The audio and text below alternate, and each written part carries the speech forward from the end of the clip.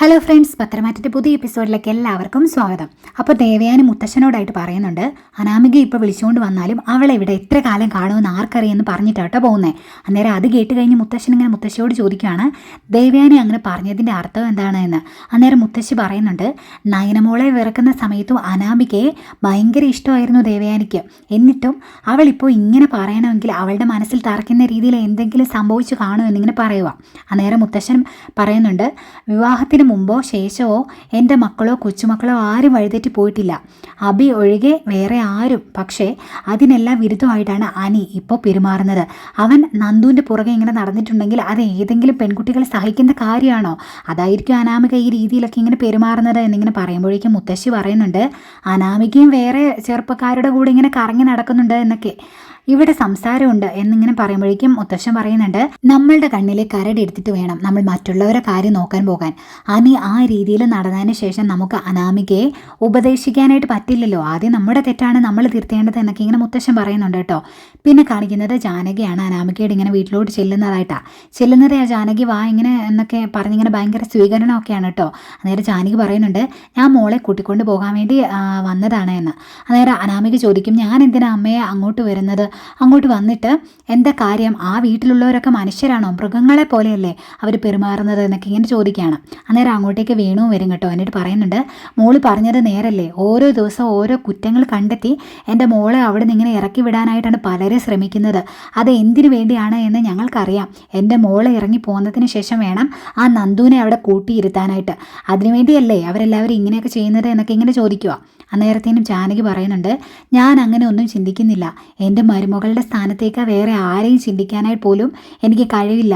അതുകൊണ്ട് തന്നെ ഞാൻ തന്നെ മോളെ വിളിക്കാനായിട്ട് ഇങ്ങോട്ട് വന്നത്. പിന്നെ അനിയുടെ മുത്തശ്ശനും മുത്തശ്ശിയും പറഞ്ഞായിരുന്നു മോളെ കൂട്ടിക്കൊണ്ട് വരണമെന്ന്. അതുകൊണ്ട് കൂടിയാണ് ഞങ്ങൾ എല്ലാവരും മോളുടെ കൂടെ ഉള്ളപ്പോൾ മോൾ എന്തിനാ ഇങ്ങനെ പേടിക്കുന്നത് എന്നൊക്കെ ഇങ്ങനെ ചോദിക്കുവാണ്. അന്നേരം വേണു പറയുന്നുണ്ട്, ഞാൻ മോളുടെ കുറച്ച് സ്വർണ്ണം എടുത്ത് വിറ്റു നേരാ. അത് എന്തിനു വേണ്ടിയാ? 3-3.5 കോടിയുടെ പ്രോപ്പർട്ടിയാണ് അവളുടെ പേരിലേക്ക് മേടിച്ചിട്ടേക്കുന്നത്. എന്നിട്ട് അതിന് ഓരോ കുറ്റങ്ങൾ ഇങ്ങനെ കണ്ടുപിടിച്ചെന്നൊക്കെ ഇങ്ങനെ പറഞ്ഞ് കുറേ കാര്യങ്ങൾ അങ്ങ് പറയുന്നുണ്ട് കേട്ടോ. അന്നേരം ജാനകി പറയുന്നുണ്ട്, ഈ ഒരു പ്രാവശ്യത്തേക്ക് നിങ്ങൾ ക്ഷമിക്കുക, എന്നിട്ട് മോളെ എൻ്റെ കൂടെ പറഞ്ഞു വിടുക, മോളുടെ കണ്ണ് നിറയാതെ ഞാൻ നോക്കിക്കോളാം എന്നൊക്കെ ഇങ്ങനെ പറയുമ്പോഴേക്കും അവരിങ്ങനെ പറയുക, എന്നാൽ ശരി, ജാനകി ഒന്ന് വിളിച്ചതല്ലേ, മോള് കൂടെ ചെല്ല എന്നൊക്കെ ഇങ്ങനെ പറയും. എന്നിട്ട് പറയുന്നുണ്ട്, മോൾക്ക് ഏറ്റവും കൂടുതൽ ഇഷ്ടം ജാനകിയാണ്, അനിയെ പോലും അത്ര ഇഷ്ടം അവൾക്കില്ല എന്നൊക്കെ ഇങ്ങനെ പറയുവാണ് കേട്ടോ. അപ്പോൾ അതിനിടയ്ക്ക് ഇങ്ങനെ അനാമിക ഇങ്ങനെ പറഞ്ഞായിരുന്നു, ഞാൻ കൂടെ വരുമൊക്കെ ചെയ്യാം, പക്ഷേ എൻ്റെ കാര്യങ്ങളെല്ലാം അമ്മ നോക്കിക്കോളണം എന്നൊക്കെ ഇങ്ങനെ പറയുന്നുണ്ട്. അതിന് ജാനകി പറയും, അതിനെന്താ മോളെ, എല്ലാ കാര്യങ്ങളും ഇതുവരെ ഞാനല്ലേ നോക്കിയേക്കുന്നത്, ഇനി ഞാൻ തന്നെ നോക്കിക്കോളാം എന്നൊക്കെ ഇങ്ങനെ പറയുവാണ്. ഏതായാലും അങ്ങനെയൊക്കെ പറഞ്ഞിങ്ങനെ കൂടെ കൊണ്ടുവരുവാണ് കേട്ടോ. അപ്പോൾ അനന്തപുരിയിലേക്ക് ഇങ്ങനെ വരുന്നു. വണ്ടി കയറി വരുന്നത് ഇങ്ങനെ മുകളിൽ നിന്നിങ്ങനെ ദേവയാനി ഇത് കാണുന്നുണ്ടായിരുന്നു. ആ ദേവയാനി ഇവർ വന്നിങ്ങനെ ഇറങ്ങുന്നത് ശ്രദ്ധിച്ചുകൊണ്ട് ഇങ്ങനെ നിൽക്കുക. അന്നേരം ഇങ്ങനെ വണ്ടിയിൽ നിന്ന് ഇറങ്ങുന്നതിന് ശേഷം ജാനകി അനാമികയോട് ഇങ്ങനെ പറയുന്നുണ്ടായിരുന്നു, ഇവിടെ നടക്കുന്ന കാര്യങ്ങളെ ഒന്നും മോള് മൈൻഡ് ചെയ്യണ്ട. അന്നേരം എങ്ങനെ അമ്മ ഇങ്ങനെയൊക്കെ കണ്ടിട്ട് മിണ്ടാതിരിക്കുന്നതെന്ന് ചോദിക്കുക. ജാനകി പറയുന്നുണ്ട്, മോൾ എങ്ങനെയെങ്കിലും അനിയെ സ്നേഹിക്കാനായിട്ട് നോക്കുക, അവനെ മോളുടെ പരിധിയിലേക്ക് ആക്കാൻ ശ്രമിക്കുക, അങ്ങനെ ആകുമ്പോൾ ബാക്കി പ്രശ്നങ്ങളെല്ലാം തീർന്നോളൂ എന്നിങ്ങനെ പറയുമ്പോഴേക്കും എനിക്കൊന്നും പറ്റില്ല. അവൻ 24 മണിക്കൂർ ആ നന്ദുവിൻ്റെ പുറകെ ഇങ്ങനെ നടക്കുക, പിന്നെ ഞാൻ എങ്ങനെ അവനെങ്ങനെ സ്നേഹിക്കുന്നത് എന്ന് ചോദിക്കുമ്പോൾ മോൾ അങ്ങനെ കൈവിടരുത് മോളെ, ഒന്ന് ശ്രമിക്കുന്നുണ്ടെങ്കിൽ എല്ലാം നടക്കും എന്ന് പറയും. അന്നേരം അനാമിക, ഞാൻ നോക്കട്ടെ അമ്മയെന്നിങ്ങനെ പറയുന്നു. ഏതായാലും അകത്തോട്ട് ഇങ്ങനെ അവരിങ്ങനെ കയറി പോരുവാണ്. അന്നേരം അനാമിക ഇങ്ങനെ മനസ്സിൽ ഓർക്കുന്നുണ്ട്, പിന്നെ നിങ്ങളുടെ മോനെ ഞാൻ സ്നേഹിക്കാൻ പോവില്ലേ, എന്നെ സ്നേഹിക്കാൻ വരെ വേറെ ആൺപിള്ളേരുണ്ട്. പിന്നെ കാണിക്കുന്നത് അനിയാണ് കേട്ടോ. അനിയാകെ ഇങ്ങനെ സങ്കടത്തിലാണ്. അനാമിക തിരിച്ചു വന്ന കാര്യം ഓർത്തിട്ട് അനി ഇങ്ങനെ കൂട്ടുകാരുമായിട്ട് ഇങ്ങനെ പറയുന്നുണ്ട്, എടാ നമ്മൾ കേക്ക് മുറിച്ചതും സന്തോഷിച്ചതും ഒക്കെ വെറുതെയായി, അവൾ ഇനി ഒരിക്കലും തിരിച്ചു വരില്ല എന്ന് കരുതിയിട്ട് പോയേക്കാൾ വേഗത്തിൽ അവളിങ്ങനെ തിരിച്ചു വന്നേക്കുന്നതെന്ന് പറയുമ്പോഴേക്കും അവർ പറയുന്നുണ്ട്, അത് നിൻ്റെ അമ്മ പോയി കൂട്ടിക്കൊണ്ട് വന്നതല്ലേ എന്ന്. കൂടെയുള്ള ഒരുത്തെ പറയുന്നുണ്ട്, എടാ ഇനി നീ അവളെ നിൻ്റെ കൂടെ ജീവിക്കാൻ സമ്മതിക്കരുത്, അവളെപ്പോലെ ഒരുത്തി നിൻ്റെ കൂടെ ഇങ്ങനെ ഉണ്ടെങ്കിൽ നിൻ്റെ ജീവിതം നശിക്കും. അതുകൊണ്ട് അവളെ എങ്ങനെയെങ്കിലും ഒഴിവാക്കിയിട്ട് നന്ദുവിനെ തന്നെ നീ വിവാഹം കഴിക്കണം, അവളിൽ നിന്ന് അകലുകയും ചെയ്യരുത് തന്നെ, നീ അത്രത്തോളം നന്ദുവിനെ അടുക്കണം എന്നൊക്കെ ഇങ്ങനെ പറയുന്നുണ്ട് കേട്ടോ. അന്നേരം അവരിങ്ങനെ രണ്ടും കൂടി ഇങ്ങനെ കട്ട സപ്പോർട്ടായിട്ട് അനിയുടെ കൂടെ ഇങ്ങനെ ഉണ്ട്. അവർ പറയുന്നത്, നന്ദുവായിട്ട് അടുക്കാൻ വേണ്ടി, അവളെ വിവാഹം കഴിക്കാൻ വേണ്ടി എന്ത് സഹായമാണ് നിനക്ക് വേണ്ടത് എന്ന് പറഞ്ഞാൽ മതി, ഞങ്ങൾ കട്ട സപ്പോർട്ടുമായിട്ട് നിൻ്റെ കൂടെ ഉണ്ട് എന്നിങ്ങനെ അനിയോട് ഇങ്ങനെ പറയുന്നുണ്ട് കേട്ടോ. നേരെ അതിന് പറയും, ഇനി ഒരിക്കലും നന്ദുവിനെ വിട്ടുകളയാൻ ഞാൻ തയ്യാറാകില്ല, അവളെ ഞാൻ നേടിയെടുക്കും, അതിനെന്തൊക്കെ വഴക്കാണോ ചെയ്യേണ്ടത്, എന്തൊക്കെയാണോ ചെയ്യാൻ പറ്റുന്നത് അതൊക്കെ ഞാൻ ചെയ്യുമെന്നാണ് അനി ഇങ്ങനെ പറയുന്നത്.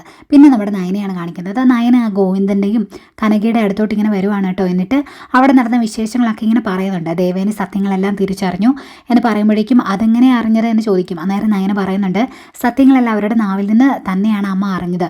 അമ്മ അനാമികയെ ഇപ്പോൾ വിളിക്കാൻ വേണ്ടി അവളുടെ വീട്ടിലോട്ട് പോയപ്പോൾ അവർ അവിടെ ഇരുന്ന് ഇതിനെപ്പറ്റി ഇങ്ങനെ സംസാരിക്കുമായിരുന്നു. അപ്പോൾ അമ്മ എല്ലാം ഇങ്ങനെ കാര്യങ്ങളും അറിഞ്ഞു. അതിനുശേഷം എന്നോട് വന്ന് ചോദിച്ചു, തെളിവ് സഹിതം. അപ്പോൾ പിന്നെ എനിക്ക് സമ്മതിക്കേണ്ടി വന്നു എന്നൊക്കെ ഇങ്ങനെ പറയുമ്പോൾ കനക പറയുന്നുണ്ട്, അതേതായാലും നന്നായി. ഇനിയിപ്പോൾ അവളുടെ അവിടുത്തെ ജീവിതം അത്ര പന്തിയായിരിക്കില്ലല്ലോ, അതുകൊണ്ട് തിരിച്ചു വരാതിരിക്കുകയായിരിക്കും എന്നൊക്കെ ഇങ്ങനെ പറയുമ്പോഴേക്കും നയന പറയുന്നുണ്ട്, അവളിപ്പോൾ തിരിച്ചു വന്നിട്ടുണ്ട്, അതുകൊണ്ടാണ് ഞാൻ ഇങ്ങോട്ട് ഓടിപ്പിടിച്ചു വന്നത്. ഇനി ഒരിക്കലും നന്ദുവും അനിയും തമ്മിൽ ഒന്നിക്കാനുള്ള ഇട നമ്മളായിട്ട് ഉണ്ടാക്കി കൊടുക്കരുത്. അനി നന്ദുവിൻ്റെ പുറകെ ഇങ്ങനെ നടക്കുന്നുണ്ടെങ്കിലും നന്ദുവിന് തിരിച്ചങ്ങോട്ട് സ്നേഹമുണ്ടോ എന്നൊന്നും എനിക്കറിയത്തില്ല. അതുകൊണ്ട് നന്ദുവിനെ ഇനി അനി ഇങ്ങനെ സ്നേഹിക്കുന്നുണ്ടോ എന്ന് അമ്മ ചെക്ക് ചെയ്യണം. അവരിങ്ങനെ ഫോൺ വിളിക്കുന്നുണ്ടോ മെസ്സേജ് അയക്കുന്നുണ്ടോ എന്നെല്ലാം അമ്മയൊന്ന് നോക്കണേ എന്നിങ്ങനെ പറയുക. അന്നേരത്തേക്കും കനക പറയുന്നുണ്ട്, ഞാൻ ഇടയ്ക്കിടയ്ക്ക് നോക്കാറുണ്ട്, അനി ഇങ്ങോട്ട് ഫോൺ വിളിക്കുന്നതും മെസ്സേജ് അയക്കുന്നതും ഒക്കെ ഉള്ളൂ, അവൾ അങ്ങോട്ട് റിപ്ലൈ ഒന്നും കൊടുക്കാറില്ല എന്ന് പറയുക. അന്നേരം നയന പറയുന്നുണ്ട്, അവൾക്ക് ഉത്തരവാദിത്തപ്പെട്ട ഒരു ജോലി ഉണ്ട്, ഇനി ഇങ്ങനെയുള്ള കാര്യങ്ങളൊന്നും ശ്രദ്ധിക്കാനായിട്ട് അവൾക്ക് സമയം കിട്ടില്ല. അതുകൊണ്ട് തന്നെ അവൾ അവനെ മറന്നു പോകാതിരിക്കാനായിട്ടാണ് അവൻ ഇങ്ങനെ ശല്യം ചെയ്ത് നന്ദുവിൻ്റെ പുറകെ ഇങ്ങനെ നടക്കുന്നത് എന്നൊക്കെ ഇങ്ങനെ പറയുവാണ് കേട്ടോ. അന്നേരം കനകയും ഗോവിന്ദനും ഉറപ്പ് കൊടുക്കുന്നുണ്ട്, ഇനി ഒരിക്കലും നന്ദു അനിയുടെ ജീവിതത്തിലേക്ക് വരില്ല, നന്ദുവിനെ അങ്ങോട്ട് ഞങ്ങൾ പറഞ്ഞു വിടുകയില്ല, അത് ഞങ്ങൾ നോക്കിക്കോളാം എന്നൊക്കെ പറയുവാണ് കേട്ടോ. അന്നേരം നയന പറയുന്നുണ്ട്, അവിടെ അനിയുടെ ജീവിതം എന്താകുമെന്ന് എനിക്കറിയത്തില്ല, അവിടുന്ന് അനാമിക ഇറങ്ങിപ്പോയാൽ ഒരിക്കലും അനിയുടെ ജീവിതത്തിലേക്ക് നന്ദു വരരുത്, നമ്മളായിട്ട് ഒരു തെറ്റ് അറിഞ്ഞുകൊണ്ട് ചെയ്യരുത്, അത് നമ്മൾ ശ്രദ്ധിക്കണം എന്നൊക്കെ ഇങ്ങനെ പറഞ്ഞ എല്ലാ കാര്യങ്ങളും ഇങ്ങനെ പറഞ്ഞ് സെറ്റ് ചെയ്യുക കേട്ടോ. അത് കഴിഞ്ഞ് ഒരു ചായയൊക്കെ ഇങ്ങനെ കുടിക്കാനായിട്ട് മോളിങ്ങനെ വന്നിട്ട് ചായ കുടിച്ചില്ലല്ലോ എന്നിങ്ങനെ പറഞ്ഞ് നയനയും വിളിച്ചുകൊണ്ട് അടുക്കളയിലേക്ക് ഇങ്ങനെ പോവുകയാണ് കനക. പിന്നീട് അനാമികയാണ് കാണിക്കുന്നത്. അനാമിക ഇങ്ങനെ സ്റ്റെപ്പ് ഇറങ്ങി വരുമ്പോൾ നേരെ ഓപ്പോസിറ്റ് ഇങ്ങനെ ദേവയാനിയും വരുന്നുണ്ട്. അപ്പോൾ ദേവയാനി അനാമികയെ കാണുമ്പോഴേക്കും ഒരു മൈൻഡ് ഇല്ലാത്ത പോലെ ഇങ്ങനെ പോകാൻ തുടങ്ങും കേട്ടോ. അന്നേരത്തേക്ക് എന്താ വലിയമ്മ ഒന്നും മിണ്ടാതെ പോകുന്നത് എന്ന് ചോദിക്കുമ്പോഴേക്കും ഇഷ്ടക്കേടോടുകൂടി ഇങ്ങനെ തന്നെ അനാമയോട് പറയാണ്, മിണ്ടിയിട്ട് വലിയ കാര്യമൊന്നുമില്ലല്ലോ, അതുകൊണ്ടാണ് അങ്ങനെ ചെയ്യാത്തത് എന്ന്. അത്രയും പറഞ്ഞിട്ട് ദേവേനെ അങ്ങോട്ട് കയറി പോവാം കേട്ടോ. അന്നേരമാണ് നവ്യ കുഞ്ഞിനെയും കൊണ്ട് ഇങ്ങനെ ഇറങ്ങി വരുന്നത്. അപ്പോൾ മോനെ ചങ്കര എന്നൊക്കെ ഇങ്ങനെ പറഞ്ഞ് അനാമയ്ക്ക് കുഞ്ഞിനെ അങ്ങ് വാങ്ങുവാണ് കേട്ടോ. എന്നിട്ട് പറയുന്നുണ്ട്, ഞാൻ ഇവനെ സ്നേഹിക്കുന്നത് വലിയമ്മയ്ക്കൊന്നും ഇഷ്ടപ്പെടുന്നില്ല, അതുകൊണ്ടാണ് എന്നെ ഇപ്പം ഇഷ്ടമല്ലാത്തത്, ഇപ്പം തന്നെ എന്നെ കണ്ടപ്പോൾ കണ്ട മൈൻഡ് പോലും ചെയ്തിട്ടില്ല എന്നൊക്കെ ഇങ്ങനെ പറയുകയാണ് കേട്ടോ. അന്നേരം നവ്യ ചോദിക്കുക, അങ്ങനെ എന്തെങ്കിലും അമ്മായി പറഞ്ഞായിരുന്നു എന്ന്. അന്നേരം പറഞ്ഞൊന്നുമില്ല, പക്ഷേ പെരുമാറ്റത്തിൽ നിന്ന് എനിക്ക് അങ്ങനെ തോന്നി, ഇനിയിപ്പോൾ ആരൊക്കെ എന്തൊക്കെ കാണിച്ചാലും ഞാൻ ആ ചന്തു എന്ന് പറഞ്ഞതിനെ അടുപ്പിക്കാനൊന്നും പോകുന്നില്ല, സ്നേഹിക്കാനും പോകുന്നില്ല എന്നിങ്ങനെ പറയുകയാണ് കേട്ടോ. പിന്നെ നവ്യനെ ഇങ്ങനെ ഇളക്കി വിടാൻ വേണ്ടി പറയുവാണ്, അതിൻ്റെ കൂടെ തന്നെ ആദർശേട്ടൻ ചെയ്ത പോലെ ഒരു തെറ്റ് അഭിയേട്ടൻ ചെയ്തതെങ്കിൽ ഒന്ന് ഓർത്ത് നോക്കിയേ, ശരിക്കും ആദർശേട്ടനെ തരത്താഴ്ത്തിയിട്ട് നല്ലൊരു പോസ്റ്റിൽ കൊണ്ടിരുത്തേണ്ടിയിരുന്നത് അഭിയേട്ടനെയാണ്. അതുപോലെ എനിക്ക് 3 ബ്രാഞ്ച് കൊടുത്തപ്പോൾ അതിലേറെ സ്ഥാനം കൊടുക്കേണ്ടിയിരുന്നതും അഭിയേട്ടനാണ്. അതെങ്ങനെ ഇവിടുത്തെ കാരണവർക്ക് എല്ലാവരെയും ഒരുപോലെ കാണാനൊന്നും അറിയില്ലല്ലോ, ശരിക്കും തിരിച്ചു വ്യത്യാസത്തോടു കൂടിയാണ് പെരുമാറുന്നത് എന്നൊക്കെ ഇങ്ങനെ പറഞ്ഞ് നവ്യനെ ഇങ്ങനെ ദേഷ്യം പിടിപ്പിക്കുന്നതാണ് കേട്ടോ അനാമിക. അത് കഴിഞ്ഞിട്ട് അനാമിക ഇങ്ങനെ അടുക്കളയിലേക്ക് ഇങ്ങനെ ചെല്ലുമ്പോഴേക്കും അവിടെ ജലജ ഇങ്ങനെ കുറുക്കൊക്കെ ഉണ്ടാക്കിക്കൊണ്ടിരിക്കുക. നേരത്തേക്കും ഇത് ആർക്കാ എന്ന് ചോദിക്കുമ്പോഴേക്കും എൻ്റെ കൊച്ചുമോനാണ് എന്ന് പറയും. ഞാൻ കൊടുക്കട്ടെ എന്ന് ചോദിക്കുമ്പോഴേക്കും ഇതൊക്കെ കൊടുക്കാൻ മോൾക്ക് വശമുണ്ടോ എന്ന് ചോദിക്കും. എന്നിട്ട് ജലജ അതിൻ്റെ കൂടെ പറയാണ്, കൊടുത്തു നോക്ക്, ഇങ്ങനെ കൊടുത്തൊക്കെ ഒന്ന് എക്സ്പീരിയൻസ് ഉണ്ടാകുന്നത് നല്ലതാണ്, സ്വന്തം ജീവിതത്തിൽ ആവശ്യം വരുമല്ലോ എന്നിങ്ങനെ പറയുമ്പോഴേക്കും ഞാൻ ഉടനെ ഒന്നും ഒരു കുഞ്ഞിന് ജന്മം നൽകുമൊന്നുമില്ല എന്നൊക്കെ ഇങ്ങനെ പറയുകയാണ് കേട്ടോ. അന്നേരം ജലജ പറയുന്നുണ്ട്, എനിക്കറിയാം അവൻ വെറുതെ മോളെ വിവാഹം കഴിച്ചു എന്ന് മാത്രമേ ഉള്ളൂ, വേറെ ഒരു പ്രാധാന്യവും മോൾക്കൊന്നും തരുന്നില്ല എന്ന് എനിക്കറിയാമെന്ന് പറയുമ്പോഴേക്കും അനാമിക പറയുന്നുണ്ട്, ചിലപ്പോൾ ഡിവോഴ്സ് നേടിയാലോ എന്ന് ഞാൻ ആലോചിക്കും, അങ്ങനെ ഡിവോഴ്സ് മേടിച്ച് ഞാൻ വീട്ടിലോട്ട് ചെന്നിട്ടുണ്ടെങ്കിൽ അത് അച്ഛനും അമ്മയ്ക്കും വലിയൊരു നാണക്കേട് പോലെയാണ്, അതുകൊണ്ടാണ് ഞാനിവിടെ കടിച്ചു തൂങ്ങി ഇങ്ങനെ കിടക്കുന്നതൊക്കെ ഇങ്ങനെ പറയുമ്പോഴേക്കും അതും നേരാ മോളെ എന്നൊക്കെ ഇങ്ങനെ പറഞ്ഞ് ജലജ ഒന്നിങ്ങനെ സപ്പോർട്ട് ചെയ്ത് കൊടുക്കുന്നുണ്ട് കേട്ടോ.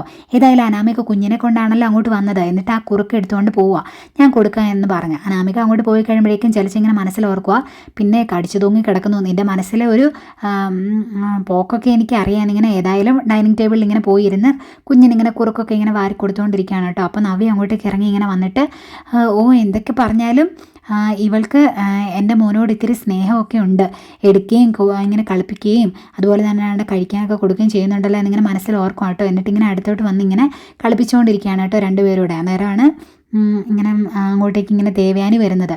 ദേവയാനി ഇവരെ നോക്കിയിട്ട് ഒന്നും മൈൻഡ് ചെയ്യാതെ ഇങ്ങനെ ഒന്നും പ്രത്യേകിച്ചൊന്നും പറയാതെ ഇത്ര ദേഷ്യത്തോടെ അങ്ങ് കയറി പോവാണ്. അന്നേരം അനാമിക പറയുന്നുണ്ട്, കണ്ടോ ഞാൻ ഈ കുഞ്ഞിനെ സ്നേഹിക്കുന്നത് ഇഷ്ടമല്ല വലിയമ്മയ്ക്ക്, അതുകൊണ്ടാണ് എന്നെ മൈൻഡ് പോലും ചെയ്യാതെ കയറി പോയത് എന്ന് പറയുമ്പോഴേക്കും നവ്യ പറയുകയാണ്, അതൊന്നും ഓർത്ത് നീ വിഷമിക്കുമൊന്നും വേണ്ട, ടെൻഷൻ അടിക്കാൻ വേണ്ട. കാരണം നീ തെറ്റ് ചെയ്തിട്ടില്ല എന്ന് നിനക്കറിയാലോ, അത് മതി. നീ തെറ്റ് ചെയ്തിട്ടുണ്ടെങ്കിൽ ആരെയും പേടിക്കേണ്ട കാര്യമില്ല എന്നൊക്കെ ഇങ്ങനെ പറയുവാണ്. എന്നിട്ട് അതിൻ്റെ കൂടെ തന്നെ ഇങ്ങനെ പറയുന്നുണ്ട്, അമ്മായി തെറ്റ് പറയാനായിട്ട് പറ്റില്ല. കാരണം ആദർശേട്ടൻ്റെ കുഞ്ഞല്ലേ, അവരുടെ കൊച്ചുമകളല്ലേ, അതിനെ സ്നേഹിക്കാതിരിക്കാനായിട്ട് അവർക്ക് സാധിക്കില്ലല്ലോ എന്നിങ്ങനെ പറയുക.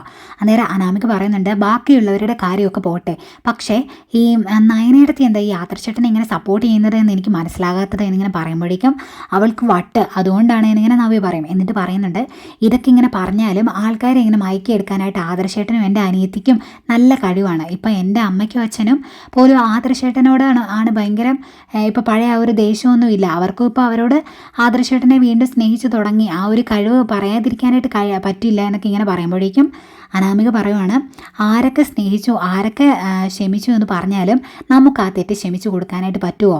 അതുപോലൊരു തെറ്റാണോ അങ്ങേര് ചെയ്തത്? ശരിക്കും അബിയുടെ ഏട്ടനെ പോലെ ഒരു ഫ്രോഡിനെ ഞാൻ എൻ്റെ ജീവിതത്തിൽ കണ്ടിട്ടില്ല എന്നൊക്കെ അനാമിക പറയുമ്പോഴേക്കും അതൊക്കെ കേട്ട് ഇത്തിരി ദേഷ്യത്തോടെ ഇങ്ങനെ നിൽക്കുന്ന നവ്യനെ കാണിച്ചുകൊണ്ടാണ് ഇന്നത്തെ എപ്പിസോഡ് വൈൻഡപ്പ് ചെയ്യുന്നത്. അപ്പോൾ ഈ ചാനൽ സബ്സ്ക്രൈബ് ചെയ്യാത്തവരുണ്ട്, ഒന്ന് സബ്സ്ക്രൈബ് ചെയ്യണേ. അതുപോലെ ലൈക്ക് ചെയ്യാനും ഷെയർ ചെയ്യാനും മറക്കരുത്. Okay, bye bye.